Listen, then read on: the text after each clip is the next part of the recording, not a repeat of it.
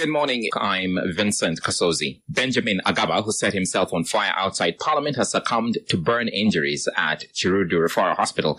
Agaba doused himself in petrol and set himself ablaze near the Ministry of Justice and Constitutional Affairs on Parliamentary Avenue on the 26th of February. He was rushed to Malago Referral Hospital before being transferred to Chirudu Hospital, where he succumbed to his injuries last evening. Before the incident, Agaba told friends about his frustration and financial struggles. He had reportedly sought financial assistance from the NRM Secretariat and other government offices, but was unsuccessful. A former supporter of the NUP in 2021, Agaba later switched allegiance to the NRM, a decision that reportedly had severe consequences. His former colleagues, angered by his defection, allegedly attacked his home, leaving him injured, and his father's house burned down.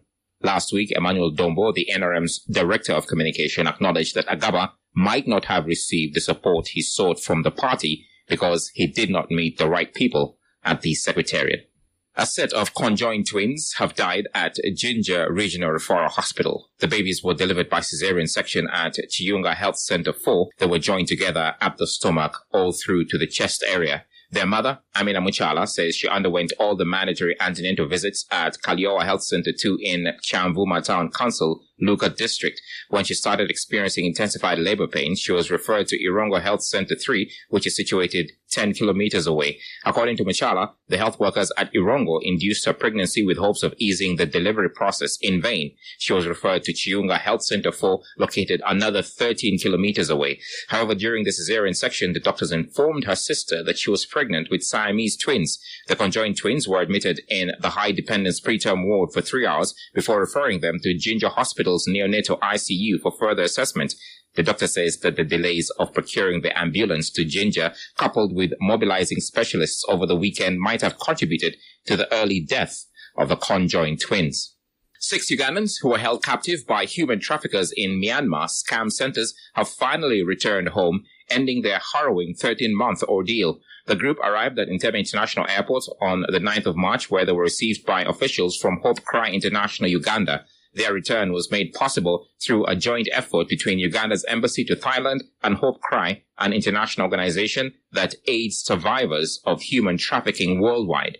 Uganda's ambassador to Thailand, Betty Bigombe, confirmed the repatriation of the 6 Ugandans, emphasizing the need for increased government efforts to combat human trafficking. Bigombe urged the government to organize rehabilitation programs for the returnees, enabling them to recover from their traumatic experiences and providing them with capital to start anew. According to Bigombe, another group of approximately 40 Ugandans was rescued from Myanmar scam centers with ongoing efforts to bring them back home. Digital content creators have called on the government to improve last-mile access to ICT services. The call was made by Shadrach Chisame, the Chief Executive Officer of Ugatunes Concepts Limited, during the launch of Digital Distribution for Creative Content program. This campaign is a countrywide campaign aimed at distributing digital solutions to the last mile creative. Chisame highlights the challenges artists and content creators face in marketing their work due to limited digital solutions. To address this, Chisame and fellow digital content creators have developed a Ugandan software to streamline content distribution and enable artists to monetize their work. What UCC is trying to do is to increase digital penetration and access of ICT services to the last mile Ugandan. So we said that last mile Ugandan can be an artist, can be a wheelbarrow pusher, or can be a charcoal seller, but that person can also be a TikToker. So we said, hey, why don't we also jump on that and you support us and we bring you the TikTokers, we bring you the artists, we bring you. Sugarcane farmers want the government to lift the ban on weigh bridges. This, they say, will enable them to conveniently sell off their cane to the nearest markets.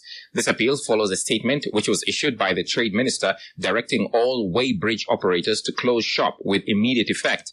They say that officials from the Ministry of Trade resolved to ban weigh bridges without consulting farmers who are key players. The farmers say that presence of weigh bridges is time-saving as the sugarcane is offloaded from trucks on arrival and payments effected in 24 hours, rescuing them from the bureaucratic tendencies of the millers, whom they are accused of making them endure months without pay. They also argue that if the weigh bridge operators are accused of manipulating weights to fleece them of their money, UNBS should instead enforce compliance rather than banning weigh bridges. For more stories and the latest updates, log on to sinufm.com.